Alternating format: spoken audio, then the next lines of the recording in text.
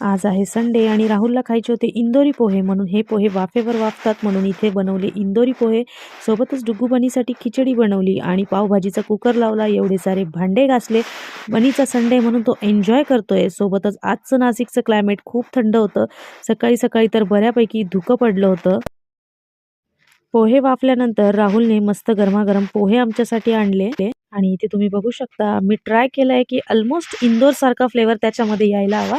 आणि इंदोरवरनं मी ही शेव, तिखट बुंदी आणि मसाला ऑलरेडी आणून ठेवला होता. याच्याने त्याचा फ्लेवर येतो. डुग्गू तर खूप खुश झाला. त्यानंतर आम्ही सगळ्यांनी छान असा नाश्ता केला आणि नाश्ता करताना खूप गप्पा सुद्धा मारल्या. त्यानंतर माझा आवरून मी गेली माझ्या एका कामासाठी आणि डुग्गू बनी आणि राहुल होते घरी. संडे असला की शाशा आणि बाबू माझ्याकडे येतात, तर दुपारी पावभाजी खायला ते सुद्धा आले होते. त्यानंतर त्यांनी कॅरम खेळला आणि छान पावभाजीचा आनंद घेत. मिनी ब्लॉग आवडला असेल तर लाईक, शेअर, सबस्क्राईब.